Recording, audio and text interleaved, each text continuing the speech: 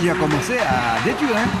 C'est la mobilisation sur place qui a fait que les tracteurs sont partis. Hein. De protection, de biodiversité, mangrove, forêt géophysique, forêt sèche-terre, des formes de botanique très très fortes comme on a dit.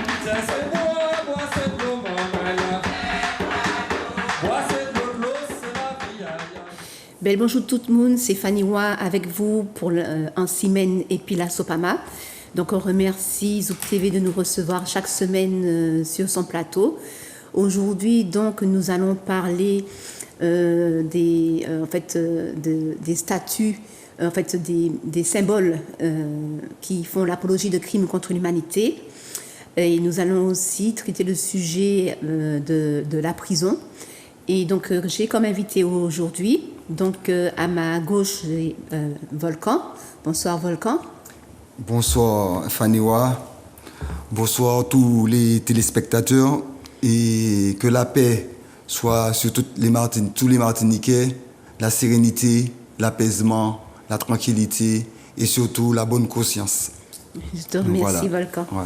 Et sur ma droite, donc, j'ai Baramine. Donc, je pense que Baramine est sur votre gauche, s'il est sur ma droite. Bonsoir, Baramine. Oui, bonsoir. Merci, Fanny Wa, d'inviter nous encore. Et merci à la Sopama. Donc, on a dit tout le monde bien bonsoir d'écouter nous. Et je souhaite tout le monde évoluer dans la bonne conscience qu'on camarade dit là. Parce qu'effectivement, évoluer en conscience dans la spiritualité, une bonne spiritualité, c'est pas facile, mais il faut que nous fassions maintenant. Ok, mais je te remercie, Baramine. Donc en fait, effectivement, cette semaine, j'ai eu des difficultés à trouver des sujets pour la Sopama, parce que avant de vous présenter un sujet, donc il faut que je vois avec le conseil d'administration de la Sopama s'il est possible de traiter et à quelle est la pensée. Quelle est la pensée de l'association avant de pouvoir le mettre publiquement. Donc, je voulais parler de l'incinérateur de Fort-de-France, ou encore je voulais aussi parler des mouillages. Donc, ça sera dans une émission qui suit. Donc, je voulais commencer cette émission-là, d'abord et avant tout, par... comme on voit qu'il y a Baramine sur le plateau avec Volcan, donc lorsqu'on voit Baramine ou Volcan, on pense tout de suite au symbole faisant l'apologie de crimes contre l'humanité. Mais avant de parler du symbole faisant l'apologie de crimes contre l'humanité, c'est d'abord et avant tout le respect, comme disait Baramine, la spiritualité, comme dit Volcan, de notre humanité, de la dignité humaine. Et c'est ça avant tout le combat qui sont menés par les militants avant tout. Et ce qui fait violence, justement, ce qui n'est pas acceptable, c'est justement ces symboles faisant l'apologie de crimes contre l'humanité. Donc on avait d'abord combattu, en fait, en 2017, donc il y avait eu un combat pour retirer l'écusson à 4 serpents.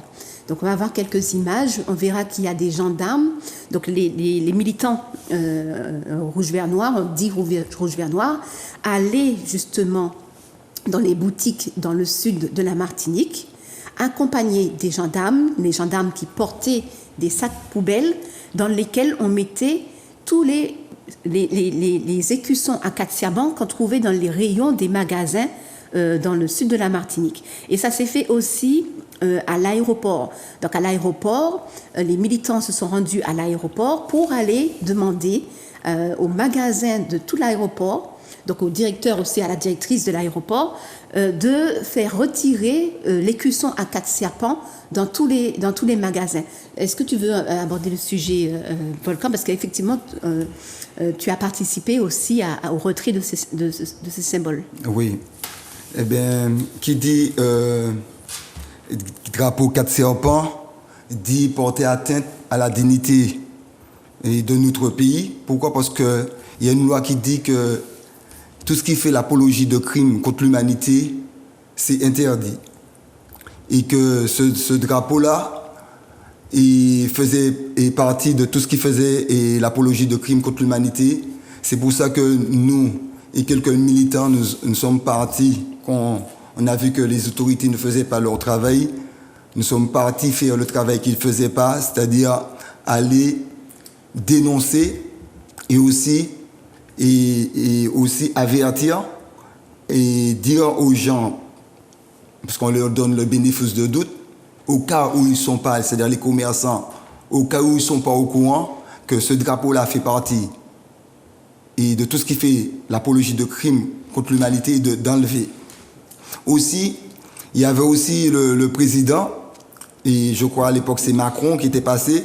Oui, c'était Macron. Voilà, et puis je crois que on lui avait signalé ça, il avait trouvé aussi que c'était anormal. Je pense qu'à partir de là, les autorités étaient au courant. C'est pour ça qu'on trouve, comment dirais-je, et mal le fait qu'on nous a arrêtés la fois qu'on a été à JM. Alors qu'on avait déjà fait... JM, c'est au Makuba. Makuba, voilà. Et en fait, sur les rhums JM, sur les bouteilles de rhum JM, il y a justement sur ces bouteilles-là, gravé dans le verre, entre autres, l'écusson à 4 serpents. Donc il avait été dit effectivement à GBH, parce que c'est Bernard Ayotte qui a JM Makuba, d'enlever l'écusson, mais il avait refusé. Voilà. Pourquoi, partout où nous sommes passés, ils ont enlevé. Tout à fait. Même les gendarmes nous aidaient à enlever. Et comme par hasard, en arrivant à JM, sous prétexte que ça appartient à Bernard Ayotte, ils n'ont pas voulu enlever. Non seulement ils n'ont pas voulu enlever, ils nous ont envoyé des vigiles, des agents, plus des gendarmes, une patrouille de gendarmes. Ils nous ont même arrêtés brutalement et après incarcérés. Et ce qu'on trouve injuste. Alors, pour revenir à notre drapeau est légitime. Le drapeau rouge, vert, noir est légitime. Pourquoi c'est légitime? Parce que dans toutes les régions, même les régions de France, ils ont leur drapeau. En Corse, ils ont leur drapeau. En Bretagne, ils ont leur drapeau. Dans les autres régions, ils ont leur drapeau. Pourquoi on conteste à chaque fois que l'homme noir essaie de faire preuve d'un peu de dignité, il nous conteste le droit à la dignité? Pourquoi chaque fois que l'homme noir essaie de faire preuve à la liberté, au respect de son humanité, il nous conteste le droit à l'humanité? Pour qu'ils se prennent. Ça se demandait, est-ce qu'ils s'accrochent toujours, est-ce qu'ils traitent toujours selon les enseignements de Willy Lynch ou aussi selon le code noir de Colbert? Alors c'est à nous de nous unir et faire en sorte que notre humanité soit respectée.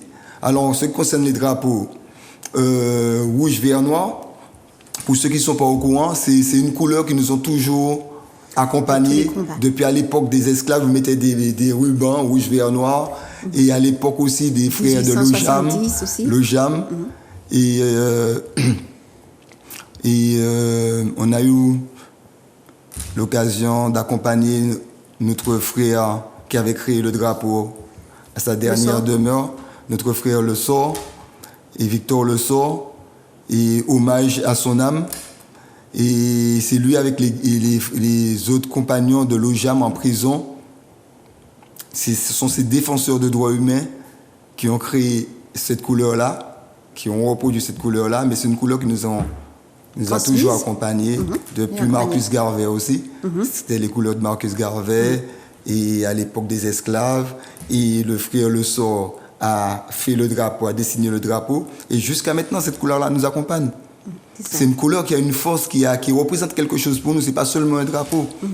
Et justement, je voulais demander à Baramine, en fait, selon toi, justement, la spiritualité, la hauteur, en fait, pourquoi les pays, pourquoi on symbolise, on récupère un drapeau, pourquoi on a besoin d'un symbole pour représenter un pays, pour représenter pour se présenter une identité? Quelle est la hauteur de cette symbolique d'un drapeau? C'est vrai qu'on est dans un monde où il y a beaucoup de symboles. Il y a beaucoup de symboles et derrière chaque symbole, il y a une force ou des forces. Et le drapeau fait partie de ces symboles qui engrangent une force. Et on sait pertinemment qu'un drapeau rassemble le peuple. rassemble le peuple et pour tout dire, l'État colonial français et ses colons et bien d'autres politiciens ne veulent pas que le peuple se rassemble. Parce qu'ils savent que si le peuple se rassemble, ce sera la fin de cette dictature française, coloniale et béckéiste, si on peut dire. Puisqu'on sait qu'il y a un mélange, un melting pot de tous ces gens-là qui veulent dominer le peuple martiniquais. Donc ils savent très bien que ce drapeau, même ceux, nos politiciens, qui osent dire qu'ils vont défendre le drapeau, ils vont défendre la Martinique, on sait très bien qu'ils ne vont pas le faire, parce qu'ils savent que derrière ce drapeau, il y a une force martiniquaise qui veut se mettre debout et qui va se mettre debout. Donc, on essaie d'étouffer le drapeau. Juridiquement, on prend les drapeaux, on confisque les drapeaux, hein, on nous bastonne. Hein, nos chers policiers qui sont comment dirais-je, à la merci de l'établissement français colonial, n'hésitent pas à prendre leurs trucs, à prendre leur bachin, leur taiseux. Hein. Mais nous, le peuple martiniquais, on veut se défendre parce qu'il y a beaucoup d'éléments qui ne vont pas dans le sens de l'évolution de ce que les Martiniquais veulent pour eux-mêmes. C'est ça. Voilà, donc c'est surtout un symbole de rassemblement et on ne veut pas qu'on se rassemble. Et justement, tu disais donc en fait qu'ils ne veulent pas de ce drapeau rouge, vert, noir. Et à l'époque aussi, je crois que c'était en 2017-2018. Donc, lorsque le mouvement indépendantiste martiniquais, avec comme président Alfred Marie-Jeanne, était à la 7e, justement, il n'a pas accepté le drapeau rouge, vert, noir. Et il a créé ce qu'on appelle un concours. Un concours pour pouvoir avoir un hymne et un drapeau. Donc c'est pour vous dire comment il est important pour un peuple d'avoir un drapeau, des symboles qui permettent d'identifier très rapidement en fait, le peuple auquel on a affaire. Donc on voit ici sur l'écran, donc c'est ce drapeau-là. En fait, on appelle le drapeau Lambi, mais en fait, c'est, je crois que c'est ipséite. Oui, c'est bien ça. C'est le drapeau ipséite. Donc, il y a eu un concours de la CTM, et puis dans ce concours-là, il y avait un règlement. Et dans le règlement, donc, il était dit que parmi toutes les propositions de drapeaux qui seront recueillies, voilà, il y avait une date limite, qu'ils allaient sélectionner 3 drapeaux parmi ces drapeaux-là. Et que parmi ces 3 drapeaux-là qui ont été sélectionnés par un jury, le peuple décidera parmi ces 3 drapeaux quel sera le drapeau qui représentera la Martinique. Et donc ici, nous voyons que nous avons le drapeau Akaera, donc c'est une des 3 propositions qui a été sélectionnée par le jury de la CTM. Et nous avons aussi le flamboyant. Donc on verra l'image du drapeau, le flamboyant, qui est là devant nos yeux. Voilà.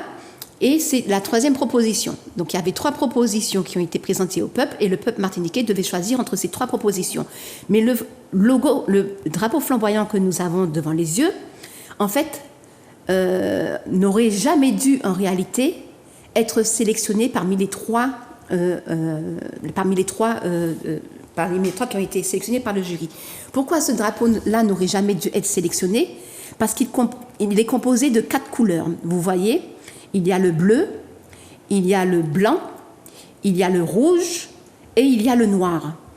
Or, lors du règlement du concours des drapeaux, il était mentionné que les propositions devaient avoir maximum 3 couleurs. Donc, il y a eu une plainte qui a été effectuée de la part d'un participant, entre autres moi, voilà, par rapport au fait que le concours n'a pas été respecté, ainsi que le jury qui a été sélectionné n'a pas suivi le règlement de ce concours-là. Et donc, nous sommes peut-être 4 à avoir porté plainte par rapport à ce concours-là. Et effectivement, donc, nous avons gagné la procédure. Et donc, d'ailleurs, on a été dédommagés, pas plus tard que moi la semaine dernière. Voilà. Donc, on ne peut plus faire usage, effectivement, de ce drapeau parce qu'il n'a pas respecté le règlement du concours. Donc, je crois comprendre aussi qu'il y a une enquête publique pour éventuellement une nouvelle proposition de drapeau, mais bon, voilà.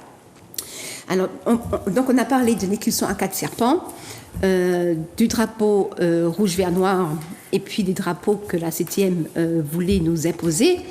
Mais j'ai emmené aussi l'image d'un drapeau, celui de la colonie française. Donc on voit, on le connaît très bien, mais on va quand même l'afficher sur l'écran. Donc c'est du bleu, blanc, rouge. Donc c'est un drapeau qui a été adopté le 15 février 1789, c'est-à-dire lors de la dite Révolution française. Et donc, pourquoi j'ai emmené ce drapeau-là? Parce qu'en fait, le bleu, blanc, rouge, la couleur bleue que nous avons à l'écran, c'est du bleu marine.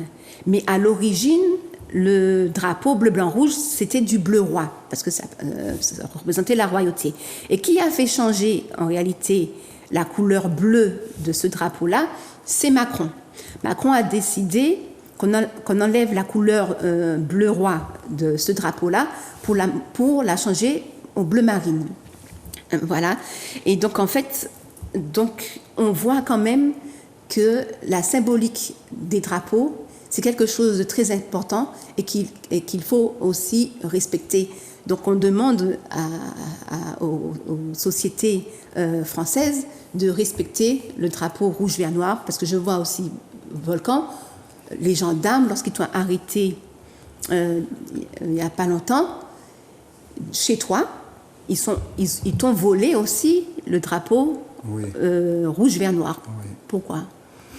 Là, c'est la bonne question. Il fallait leur poser la question. Hein. Mais bon, nous, on sait, bon, on a notre point de vue, notre opinion. Ça les dérange. Parce que qui dit drapeau dit souveraineté, dit indépendance. Qui dit drapeau dit dignité. Qui dit drapeau dit humanité, qu'on existe. Alors que eux, dans leur tête, ce qu'ils veulent, c'est qu'on reste soumis, qu'on soit des personnes dociles, obéissantes, de la main-d'œuvre gratuite, exploitables, des serviteurs, des esclaves. Eh bien, nous, on dit non. Cette génération-là dit non. Et quand je me présente devant leur jury, devant leur magistrat, dans leur palais de l'injustice, ce que je dis, ce qui n'est pas bien pour vous, eh bien, c'est pas bien pour nous aussi.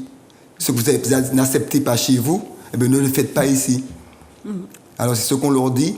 Et à chaque fois, et c'est pour ça que je suis venu ici, c'était pour dire aussi, parler de la dignité, de l'importance de la dignité, l'importance de l'humanité, l'importance du droit, c'est-à-dire du respect de nos droits humains.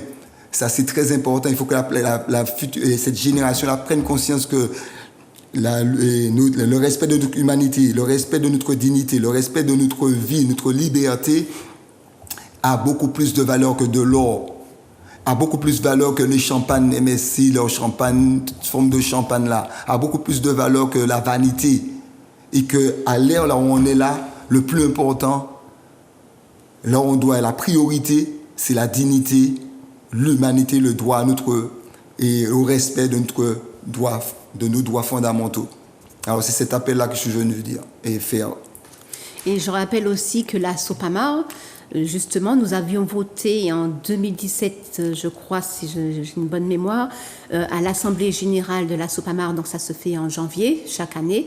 Donc on avait voté justement le fait qu'on va justement mettre en avant, on va porter les couleurs du drapeau rouge, vert, noir. Donc même la SOPAMAR, nous portons les couleurs du drapeau rouge, vert, noir. Donc voilà. Et donc j'ai emmené aussi une petite information sur la République française. Donc j'ai appris par une vidéo il y a 2-3 ans de cela que j'avais vue que la République française, en fait, avait un numéro de sirène. Et en fait, que chaque pays possède en fait en réalité un numéro de sirène et que chaque pays en fait c'est une sorte de grande entreprise et que nous en fait lorsqu'on va nous déclarer à l'état civil français, nous sommes en fait on devient en fait la propriété juridique de cet état-là. Donc on est né en France, donc on est la propriété juridique lorsque nos parents vont nous déclarer à la mairie. On devient une propriété juridique de l'État français. Et en tant que propriété juridique de l'État français, on est soumis à ces droits-là. Mais les droits ne sont pas forcément justes. La preuve en est, tous les jours on subit. La SOPAMA, on vous démontre clairement à chaque fois que le droit n'est pas respecté. En fait, l'humanité n'est pas respectée. Le droit juridique nous est imposé, mais le droit à notre humanité n'appartient pas en fait à leur statut, à leur système juridique. Je crois que tu veux dire quelque chose. Oui, eh bien, pour rejoindre ce que tu dis, c'est très très très vrai.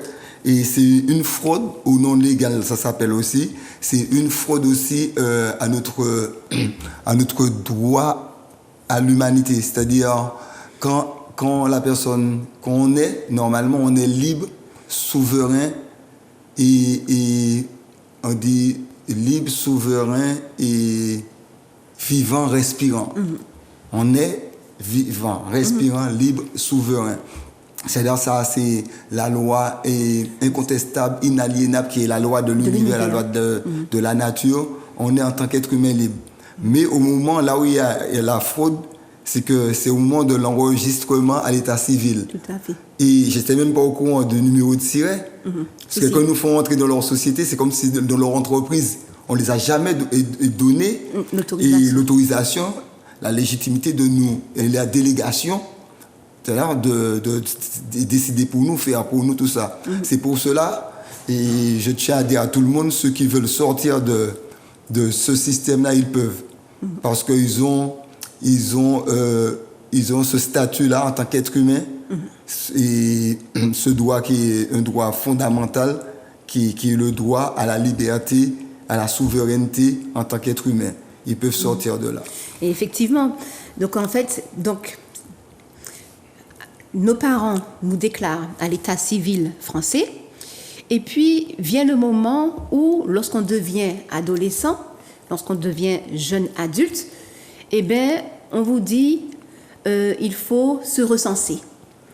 Et lorsqu'on se recense, en fait, c'est comme si on acceptait ce que nos parents nous ont déclaré. Mais ce n'est pas la faute des parents, puisque c'est comme ça que ça se passe. Donc, lorsqu'on fait notre recensement à la mairie, donc, ça veut dire que l'enfant, le jeune adulte, il décide, oui, j'accepte l'inscription qui a été faite par mes parents à l'état civil français. Je vais prendre juste l'exemple chez les catholiques. Donc, les parents baptisent dès la naissance leur enfant pour qu'il puisse faire partie de la communauté de la religion catholique, voilà, sans le consentement éclairé de l'enfant, puisque l'enfant n'est pas encore capable de le faire. Donc, ils vont le baptiser. Et puis, lorsque vient le jour de la confirmation, donc ils font une petite retraite, catéchisme, tout ça, etc. Et puis après, l'enfant, par la confirmation, affirme ce que les parents leur ont donné à la naissance sans conscientisation. Donc eux, ils le disent à la confirmation, oui, j'accepte d'être dans la religion catholique. Donc en fait, lorsqu'il y a le recensement, c'est la même chose.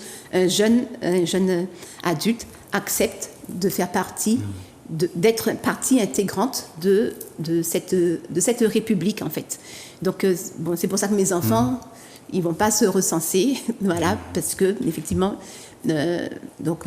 Oui, mais c'est par manque de connaissances que les gens font ça. Et c'est pour ça que c'est très important, ces genres de missions-là, pour pouvoir informer la population, parce que eux, ils sont au courant normalement, ils devaient dire à la population qu'ils ont le droit de refuser ou de faire partie de leur société. On n'impose pas quelqu'un comme ça. Ce qu'ils veulent, c'est prendre possession de notre corps et nous faire croire qu'on fait partie de leur société alors qu'on est libre et souverain. Alors, c'est ça. Ben, le message, c'est de dire aux gens qu'ils ont le droit de refuser de faire partie de cette société-là. Et que c'est une fraude au non légal que ça s'appelle. Et c'est une fraude aussi sur l'humanité. Voilà. Ça, pleinement. Ouais. Voilà. Nous ne sommes pas leur propriété. Voilà. Donc ils se sont accaparés de nous. Ils se sont accaparés de nos corps. En parlant justement de l'accaparement de nos corps. Mais ce droit-là fait partie de leur constitution, les droits fondamentaux des hommes. Et ces droits-là, c'est-à-dire tous les droits et fondamentaux font partie et intégrés dans leur constitution. Qui veut dire qu'ils sont au courant. Et ils portent atteinte à notre liberté, ils portent atteinte à notre vie. Nous ne sommes pas leurs serviteurs, nous ne sommes pas leur propriété, nous ne sommes pas leur bétail. Le moment est venu qu'on puisse nous réapproprier notre liberté en tant qu'être humain et le respect de notre dignité, de notre humanité. C'est ça là, on rentre à l'ère du verseau, tout le monde doit s'éveiller. Tout le monde doit s'éveiller, c'est ça là le message. Ces gens-là, on ne les appartient pas, même s'ils ont des forces armées, même s'ils ont des institutions, toutes sortes d'institutions judiciaires et exécutives toute leur administration. En fait, ça ne doit pas nous faire peur. On ne doit pas baisser la tête devant ces gens-là parce qu'on a un droit qui nous protège. C'est le droit fondamental en tant qu'être humain. C'est ça. Voilà. Et donc justement, je parlais justement, donc j'avais parlé aussi du drapeau bleu, blanc, rouge, et dans ce drapeau bleu, blanc, rouge, donc Macron a changé la couleur bleu marine, mais il a fait aussi, et ça Dominique Monotuka l'explique clairement, en 2020, lorsqu'il y avait eu la crise ontologique dite du Covid, Macron a fait ce qu'on appelle un coup d'État. Et il y a une vidéo qui démontre clairement cela, c'était avec Hervé Pinto et Maître Monotuka avec un médecin. Donc Maître Monotuka explique la raison pour laquelle, explique bien comment Macron a réalisé un coup d'État sur la France. Et en fait, la France d'avant, en réalité, elle n'existe pas, en fait. Donc là, Macron a pris un autre pouvoir, sur la France. Et aujourd'hui, il veut parler de la France dans l'Europe, mais en fait, c'est complètement un coup d'État. Ça me fait penser à ce qu'on appelle le mythe de bateau de Thésée. Donc c'est un bateau, c'est le bateau de Thésée, mais Thésée n'a pas les moyens de refaire son bateau. Donc, il y a du monde qui paye les boulons, qui paye les planches, qui paye ceci, qui paye cela, et qui petit à petit change les différentes pièces du bateau.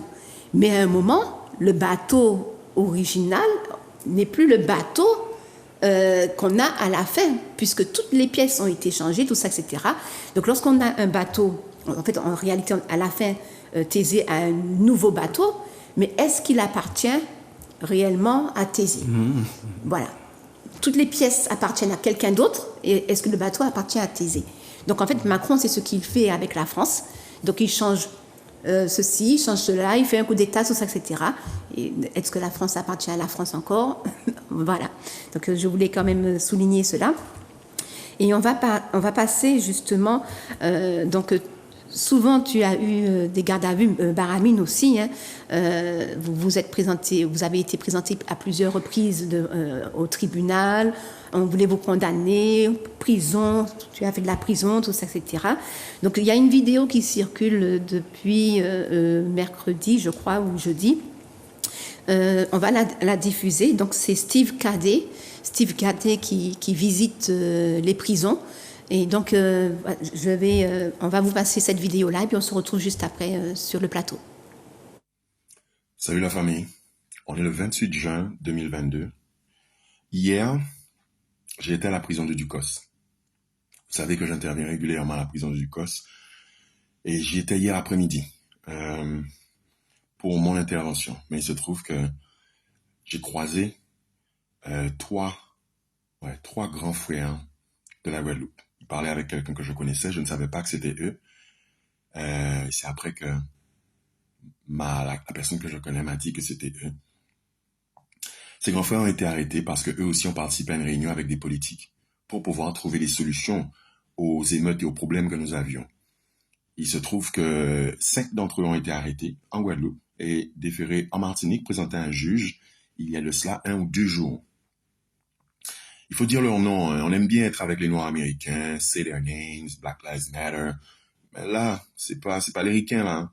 Là, c'est nous, c'est notre réalité. Hein. Et c'est à nous de la prendre en main. Vous avez Lapillus Daniel, dit Gargamel. Vous avez Cartan Xavier qui passe devant le juge aujourd'hui. Vous avez Bergam Eric. Et vous avez Jimmy Miati, dit Globule. Et vous avez Brice. Ils sont 5. Qu'est-ce qu'ils ont fait?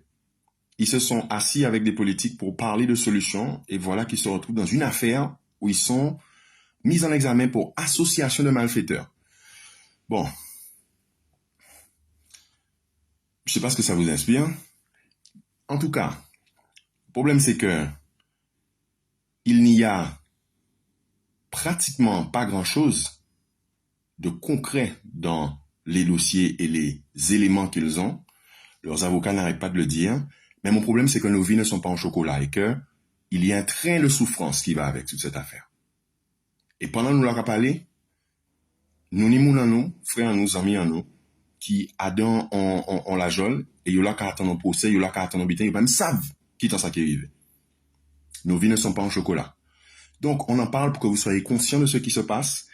Et si vous avez autant de rassemblement, un bitin qu'a fait, que vous savent pourquoi, comment, et que vous pas trop hésité pour venir bailler force, bailler la main, peu importe moun qui organisé. OK? Qui c'est Guyane, Martinique, Guadeloupe ou bien en France. L'amour, nos vies ne sont pas en chocolat, on va pas se laisser faire. J'ai déjà dit ça, hein? Alright? Yeah, man. Donc voilà, en fait, Steve Cadet qui visite régulièrement les prisonniers.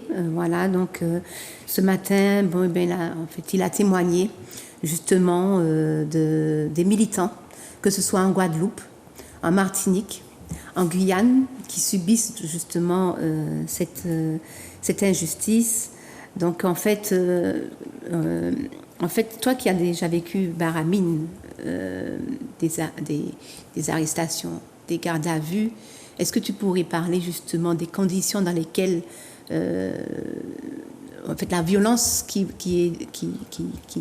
est attribuée, en fait qui est donnée, qui est plutôt agressive vis-à-vis de ceux qui sont mis en garde à vue, et souvent c'est la raison, franchement. Oui, déjà manquait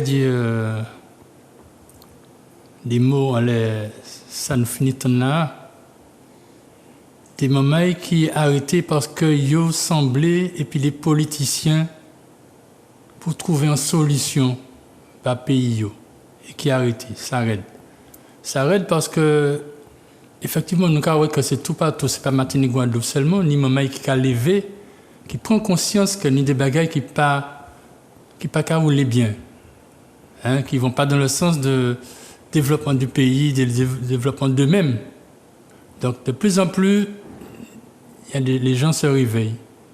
Les gens se réveillent et vont à l'encontre de ce qu'on veut leur faire. C'est-à-dire que des gens veulent vraiment trouver une solution. Les grands frères, ça y a crié RVN, la Sopama, le MIR, CNC, CNR, tout ça, tous les gens là, de trouver des solutions pour nous aller dans un bon sens.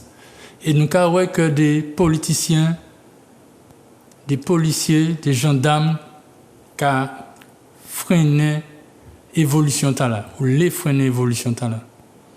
Effectivement, l'État colonial français qui a appuyé, puisqu'il parlait de nous lever, nous trouver des solutions, bah pays nous, bah comme nous-mêmes, bah nous. Puisque je me rappelle si effectivement nous avons subi des sorts, des mauvais bagailles, nous aussi qui avons subi pire. On regarde, nous avons un tollé de mailles qui a parti et de remplaçants qui a venu. Ce qui veut dire que les qui est venu, ils peuvent trouver place. Bon, ça c'est un cabichage que vous avez. Mais pour nous, la violence policière effectivement,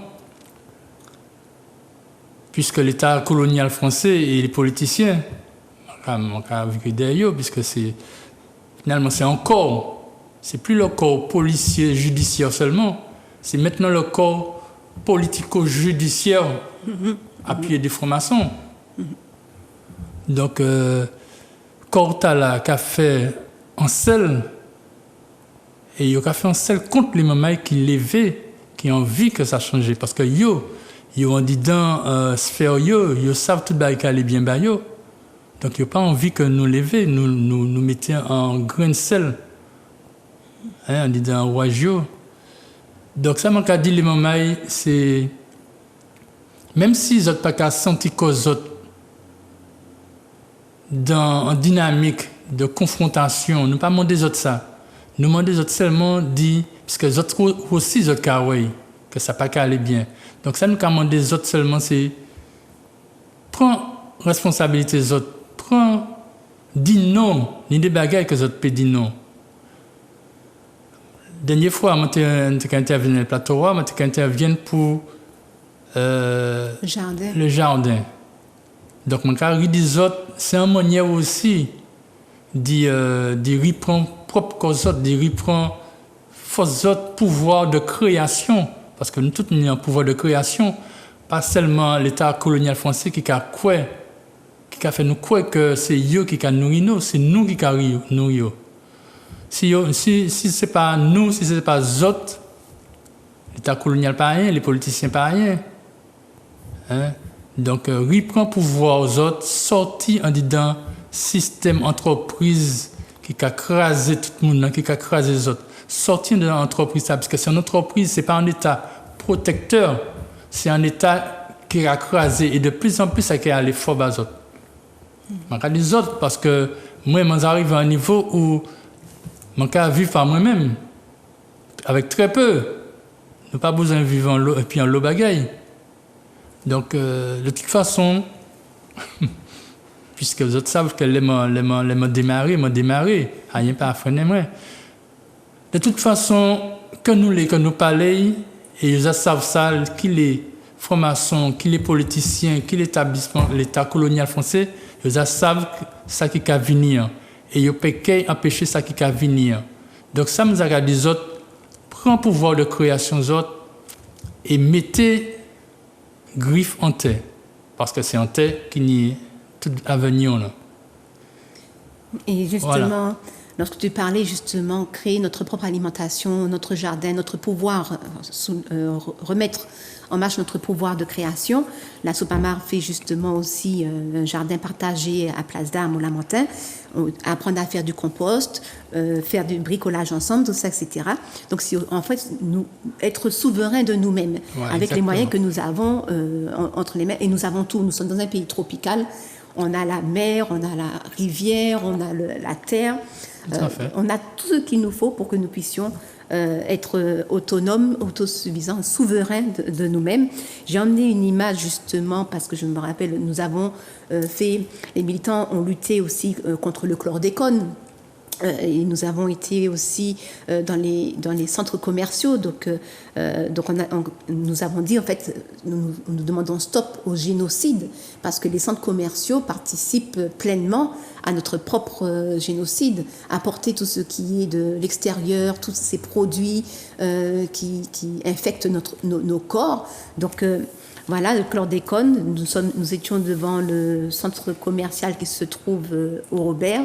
Et c'est là qu'avaient été arrêtés les 7 d'Océanis. Donc c'était en 2019, fin 2019, que les 7 d'Océanis ont été arrêtés. Tout ça parce qu'on demandait de boycotter. Et donc ils ont commencé à nous envoyer les gendarmes, les vigiles, toujours les mêmes, c'est toujours ces mêmes vigiles, les vigiles qui sont payés par Bernard Ayotte. Et les gendarmes qui nous agressent. On va encore montrer des images d'agression. Donc nous allons voir l'image justement de Rodi qui lorsqu'on a voulu, le 13 janvier 2020, lorsqu'on a voulu pouvoir pour qu'on puisse respecter nos droits à une audience publique, que nous ont lancé les policiers. Ils nous ont lancé des gaz lacrymogènes, ils ont lancé des flashballs, tout ça, etc. Et Rodi a été blessé au visage, à la mâchoire. Et Rodi qui demandait justement d'arrêter, il avait un panneau, on le voit à l'écran, il avait un panneau qui disait stop à la violence coloniale. Donc on demande d'arrêter la violence, mais Rodi a été blessé, mais il y a énormément de personnes qui ont été blessées le 13 janvier. Pourquoi? Juste pour faire respecter le droit qu'eux-mêmes ils ont créé, c'est-à-dire le droit à participer à une audience publique, d'autant plus que c'est même pas tout le monde qui voulait entrer dans ce tribunal, le tribunal qu'il y a au boulevard Général de Gaulle, le tribunal qui, je rappelle, est symboliquement, c'est quand même dur, est passé sur une partie de l'ancienne prison, parce qu'il y avait la prison juste à côté, à l'époque, au boulevard Général de Gaulle. Donc cette prison-là, là où elle... pas cette prison, mais bon, c'est un lapsus, mais peut-être révélateur. Je parle du tribunal au lieu de parler de la prison, mais la prison était... le tribunal a été bâti sur une partie de la prison. Il y avait aussi une guillotine sur le lieu entre la mairie et l'ancienne prison. Donc tout, en fait, ils mettent un tribunal, voilà, ça représente en fait leur justice qui est coloniale et qui en fait nous enferme en fait dans cette prison à toit ouvert. On croit qu'on n'est pas dans une prison, mais leur justice, leur droit nous mettent en prison dans leur société, dans cette société qui a un numéro de sirène. Donc voilà. Et puis donc j'ai emmené aussi l'image aussi de Kezia, hélas, le lynchage qui a été effectué sur Kezia. Donc lorsqu'il y a une manifestation sur Fort-de-France, c'est la police nationale qui intervient. Et puis là, le 16 juillet 2020, donc le matin, il y avait la police. Et c'est-à-dire 2 jours après le 14 juillet, la fête du 14 juillet. Donc la police était là, présente le matin. Et puis, vers l'après-midi, ils commencent à envoyer les gendarmes que nous voyons ici. Et les gendarmes montrent aux policiers locaux comment il faut faire. C'est-à-dire, ils attaquent, ils foncent sur les militants. Voilà, ils foncent sur les militants. Ils attaquent les militants. Ils attrapent quelque chose. Ils repartent. Ça s'appelle de la razzia. Ils foncent. Ils attrapent, ils partent et puis ils mettent. Donc ils ont attrapé drapeaux, ils ont attrapé des militants, Lulu, tout ça, etc. Ils ont tabassé presque à mort. Heureusement, il a une force surprenante, Kezia, parce qu'ils l'ont insulté, propos racistes, tout ça, etc. C'est le policier avec le polo blanc, c'est le chef policier de la police nationale de la Martinique, qui l'avait insulté, qui avait tenu des propos racistes à Kezia. Donc c'est quand même une violence pas possible, alors qu'on ne faisait que jouer au tambour, voilà, brandir nos panneaux, voilà, et voici la violence qu'ils nous ont posée. Je pense que tu veux t'exprimer à propos de ça. Oui, leur système est construit sur la violence. Système colonial, c'est une conscience de mauvaise vie, c'est-à-dire mauvaise conscience, mauvaise croyance, et mauvaise conscience, mauvaise croyance est égale à mauvaise vie. C'est pour ça que ce système-là est amené à périr, à sombrer bientôt. Il est en train de sombrer. C'est à cause de leur mauvaise conduite, c'est à cause de leur désobéissance. C'est parce qu'ils se sont détournés du droit humain, ils se sont détournés de la Mahat, ils se sont détournés de la justice divine.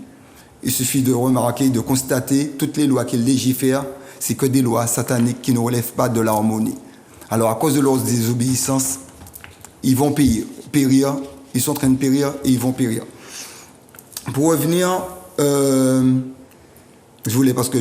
et c'était un sujet très intéressant concernant Edwin et les 5 grands frères de la Guadeloupe qui sont en prison. Mais avant tout, une pensée aussi pour Kezia et puis notre frère Rodi. Audi, qui se sont fait agresser, mais violemment par ce système. Ce système dont la définition, c'est la méchanceté. Alors, pour revenir au grand frère et notre frère Edwin,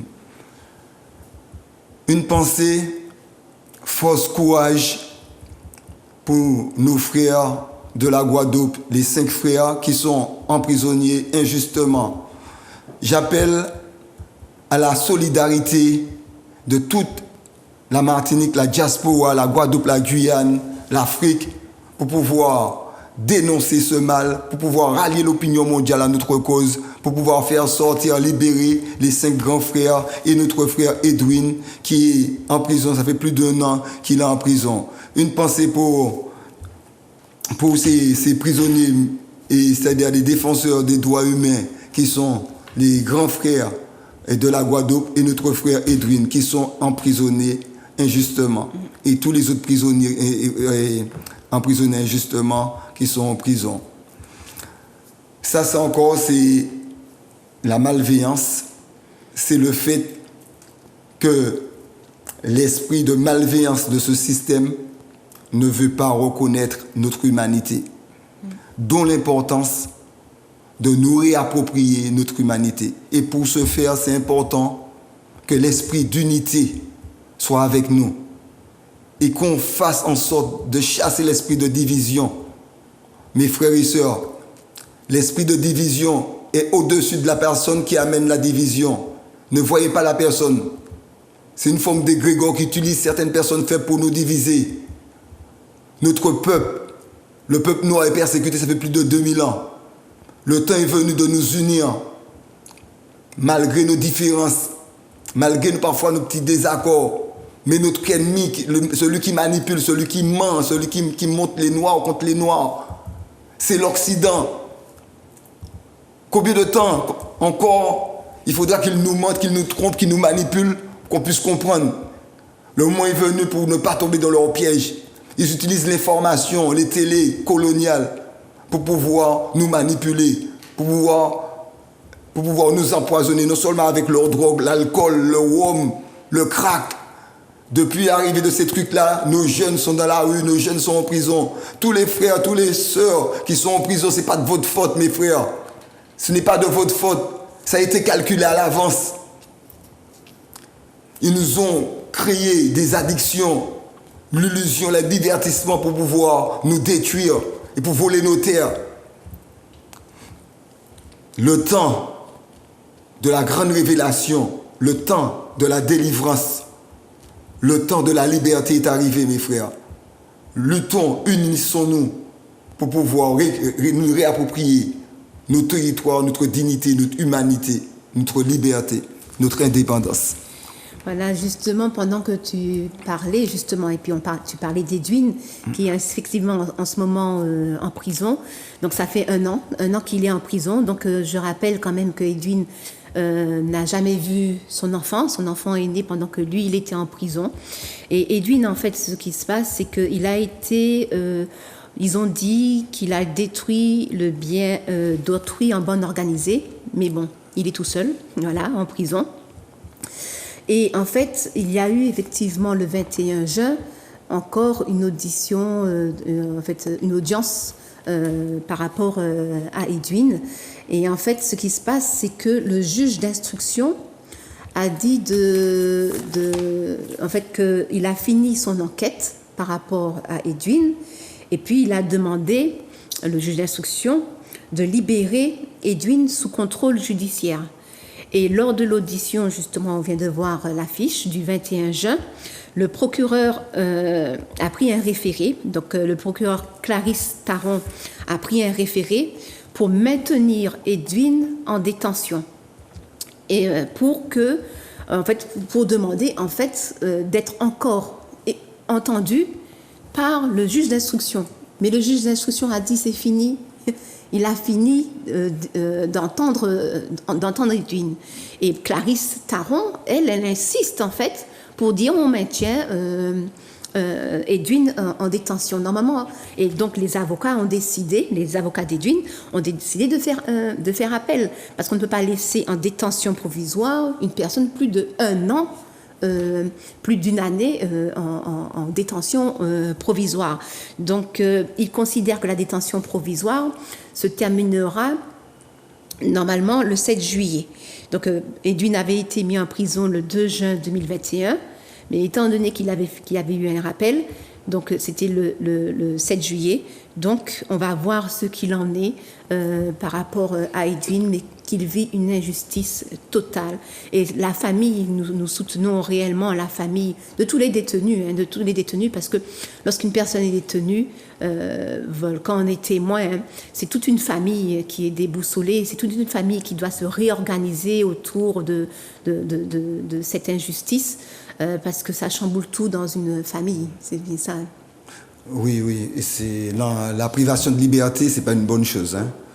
Et comme j'avais dit dans une émission précédente, un homme n'est pas fait pour vivre en cage. Et c'est très très dur. Alors c'est pour ça qu'on exige, surtout, c'est très très dur, surtout quand on est innocent. Edwin, ils n'ont aucune preuve contre Edwin. Le gars-là, il a un mandat de dépôt sous prétexte pendant 1 an. Il y a plus d'1 an. Les avocats, ça fait plus d'1 an. Les 1 an, c'était au mois de juin, là. Oui, c'était dans le mois de... Le juge décide de libérer Edwin, libération conditionnelle pour qu'il puisse revoir ses enfants. Une constatation, analysons, constatons. Un petit soldat de procureur qui fait partie de l'exécutif, qui ne fait même pas partie du pouvoir judiciaire, surpasse l'autorité du juge pour dire non. Alors que normalement, dans leur constitution, il y a 3 pouvoirs indépendants: pouvoir judiciaire, législatif, exécutif. Mais le procureur, il est déclaré par le Macron. Hein. Il est désigné par Macron. Hein. Oui, mais normalement, le juge, c'est pour montrer que le pouvoir judiciaire n'est plus indépendant. C'est ça. Et que le juge est soumis, sous la pression du procureur. C'est une honte pour ce juge-là, pour moi. Le procureur? Non, c'est une honte pour le juge qui est soumis, qui se soumet sous la pression du petit procureur, le soldat de l'exécutif. Alors, ce qui nous montre que ce n'est plus un état de droit, dans leur système ou leur société, n'est plus un état de droit, c'est un état d'autoritarisme, totalitarisme, et puis dictature. Quoi. Oui, mais en fait, ce n'est plus une justice juridique par rapport à leurs droits, tout ça, etc. C'est plutôt des décisions politiques qu'ils prennent en réalité sur les militants, pareil, sur ceux qui se battent pour quand on la parlera des statuts, je te dirai encore plus, et je te prouverai que c'est pas un état de droit. Voilà. Donc en fait, il nous reste à peine 2 minutes. Quand on parlera des statuts. Voilà.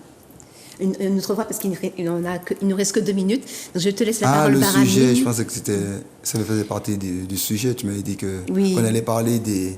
Mais il nous reste 2 minutes. Ah, ok, oui. c'est assez court. Donc on va laisser la parole à Baramine pendant 1 minute et puis je te donnerai le mot de la fin. Très bien, très bien. Oui, alors tout le monde a...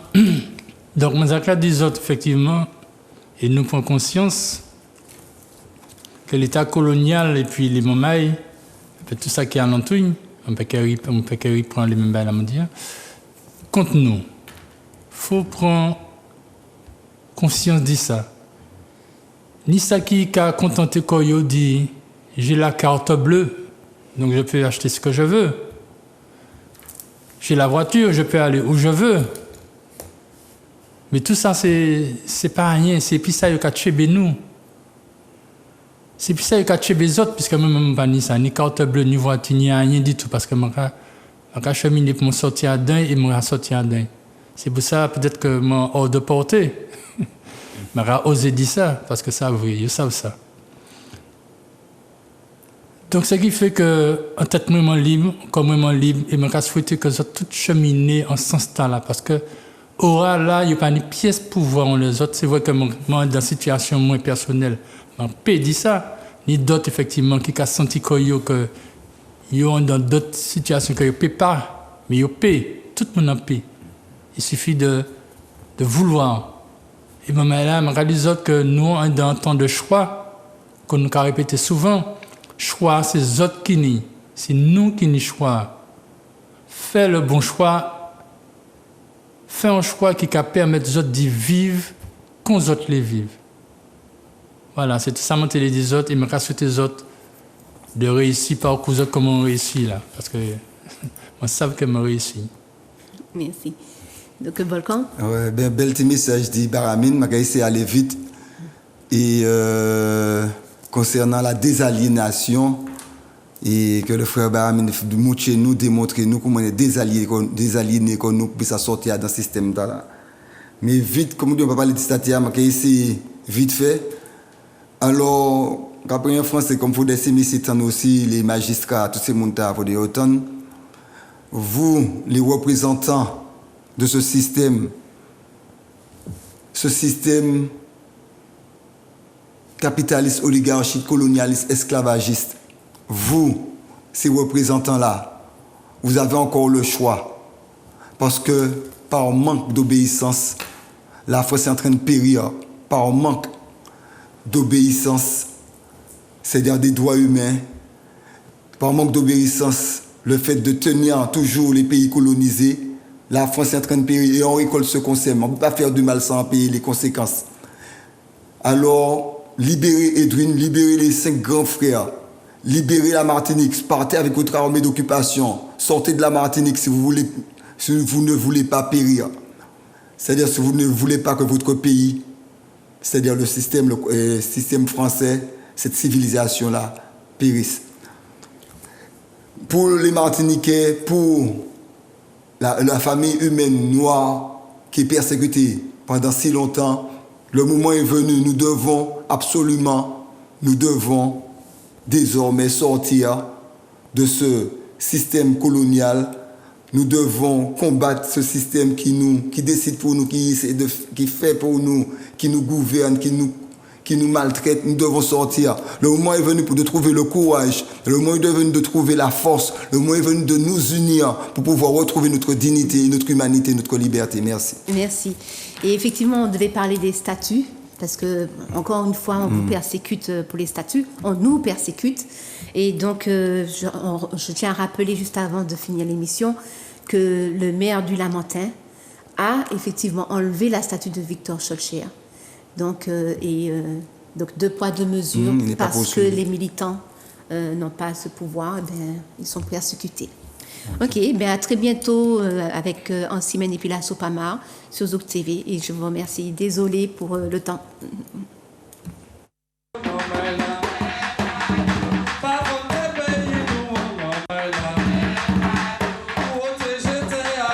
Vous avez déjà commencé à détruire. C'est la mobilisation sur place qui a fait que les capteurs sont partis. La protection de la biodiversité, mangrove, forêt géophysique, forêt sèche, des formes de botanique très très fortes comme on a dit.